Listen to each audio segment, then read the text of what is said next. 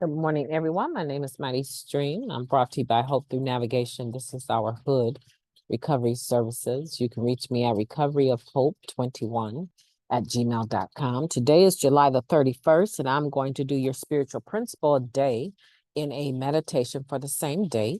Let's go ahead. I hope you're having a good day, a good morning. Let's go ahead and get into that reading. Okay. Simplicity is key. Page 220. Clarity and simplicity are keys to our message, Narcotics Anonymous. All by itself is enough. We promise freedom from active addiction. Guiding Principles, Tradition 10, opening essay. Tradition 10 is pretty simple. Addicts have opinions, but NA does not. Topics like politics and religion create unnecessary controversy and conflict. While civic involvement and participation in our faith communities may certainly help us as individuals to get and stay clean, NA is mute on these topics. To maintain an atmosphere of recovery for everyone, we do our best to leave potential distractions at the door. Relatedly, here's a good one that we've heard often. Narcotics Anonymous is a simple program for complicated people. And then there's this gem. Opinions are like belly buttons. Everyone's got one. But that doesn't mean they're useful. While that statement may ring true, it's not an NA opinion. So let's move straight away to the NA message. Our NA message is clear and simple. Any of us can stop using and stay stopped. Our obsession to use will dissipate, and we will find a new way to live our lives. Freedom from active addiction is our only promise. The program of NA has enough to keep us busy. No need to overcomplicate it. We have steps, traditions, and concepts, 12 of each. We have spiritual principles. We have service, literature, and our higher power. We have a vision of making NA accessible to addicts around the world. And we have each other. We need each other to stay clean and to find freedom from active addiction and the complicated mess that goes along with it. Keep it simple. One disease, one program, one promise. NA is enough to keep me clean and free. I'm grateful for all my human complexities, for the outside support I may have, and for the activities and worlds I engage with. But I need to keep my recovery simple. I can commit to that for my own healing, as far as for everyone else who's seeking freedom in the room with me today, as well as for everyone else who's seeking freedom in the room with me today. Isn't that powerful? So I am committing to keeping it simple and seeking healing.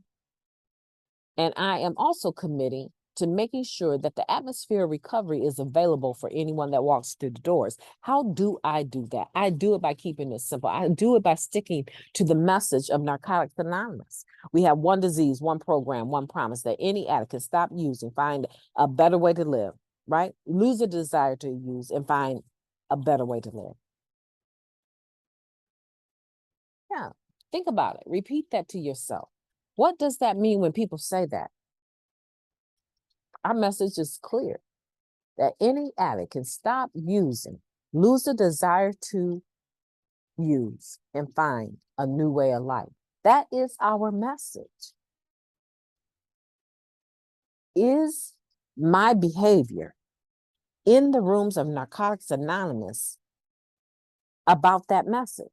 Because if I'm not bringing that message, 9 times out of 10, I'm bringing my mess. And if I'm bringing my mess, is it a wonder that people come in here and say they don't seem like they got recovery to me?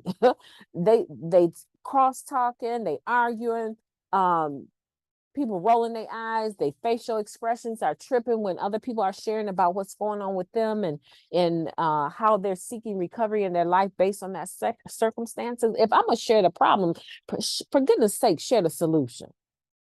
And if I'm in a position where I'm not able to share the solution, then for goodness sake, let that be known in my share. Look, I'm going through something right now. Now, this is not my story, but for instance, I'm in an abusive relationship. My husband put his hands on me at least once a week, or my man beats me down at least every other month. If that's, and I don't have the solution, because they told me if it's not practical, it's not spiritual. It is not practical to have somebody that's busting you in your face and they claiming to love you at the same time. They have an anger management issue, and they're not going to manage their anger on me. Now, where can conflict come with a share like that? If you don't know that there's services that can help you, if you don't know that you're worth more than that, or you just feel stuck because you're not able to take care of your financial situations on your own and you're worried about starting over, you might not have the solution. But for goodness sakes, make that known when you're sharing. I don't have the answer, but this is messing with my recovery, and this is what it is. Also, if anyone has some suggestions for me, pull me aside after the meeting. I'll be very open to talking to you privately if you have a suggestion for me. Because unless you make that known, people automatically want to help you, and they will start cross-sharing, sharing to your situation, piggybacking off of your share, and taking the focus off of them and their recovery and focusing on you. And you are not the only person in the rooms of Narcotics Anonymous. Right? We have to. People are falling left and right. People are dying left and right. People are encountering the disease of addiction on new levels. New levels. Fentanyl is not a joke. It's being placed in stuff that people are least suspecting. Intentionally, the people that are selling drugs to people, and these people are overdosing, dying because it is loaded with fentanyl, unbeknownst to them. Now, if they had actively pursued recovery, they wouldn't have picked up to begin with. So let's be clear that they're actively using is really the reason why they overdosed. If they hadn't picked up the first one, they wouldn't have had to worry about the last one. Unfortunately for them, a lot of times that last one is the last hit that they took. Okay? I'm clear about that. But let's also be clear. The dope dealer is responsible just as well. You know, I think it's hard sometimes in the rooms of recovery when the dope dealer comes into the rooms and decides to find a new way to live, because our minds say they on something shady, but that's not your business. What should be your business, unless you have proof that this person is subverting the atmosphere of recovery and making drug deals in the rooms, unless you have proof, all you need to worry about is avoiding them for yourself. Can they be a trigger? Absolutely. Would I allow their presence to run me out of room? No, I would not. But believe me, there are plenty of times I left my home group because there were triggers in the meeting for me. Did I go about sharing about that and bringing it down, bringing the meeting down and making everyone else look at a certain person sideways? Absolutely not. And you'd be hard pressed to get me to even tell you the stories.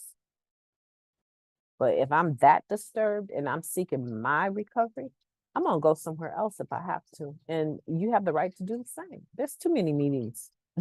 There's way too many meetings to be triggered by anyone in a meeting. I wish I would. Now that I understand that Zoom is available, there's no way in the world. That platform has changed the life of many people, and mine is one of them. I have so many friends now that got clean in the pandemic on a Zoom platform. There's no way in the world I would be stranded There's no way. I make a meeting every day and sometimes 2 or 3 meetings every day. And I am responsible for an in-person meeting on Mondays. And it's hybrid. So it also meets on Zoom. I am so involved in my recovery, and I'm thinking about getting back involved on the area level. One of my podcasts that I talked about last week, I think, talked a little bit about that. And I started sharing openly about my reservations, the issues I have with area level service work. And I started to get some solutions because I started speaking to the problems that are there. And it, I probably never even would have thought about it had I not been doing this podcast. But it's hard to look at something, to read a message, to read a meditation, and not internalize it. That's not who I am. I internalize it for myself as well. So I am thinking about doing some things different here in this next year. And I hope that you are too. Simplicity is the key. And you need to figure out how you are adding to the simplistic message. Is your behavior, the way that you share, the way you interact with other covering individuals, proof that you have internalized this? Or are you are you part of the problem? And if you are, just change it. There had no need to have a long, lengthy talk about changing our behavior. It is often an ongoing process, and I hope it is one of yours. The spiritual principle today runs right along with the just for today, right? For this day. Right? And I want to make sure that you understand who you are and how wealthy you are being free from active addiction. You are in a position where you can make different choices.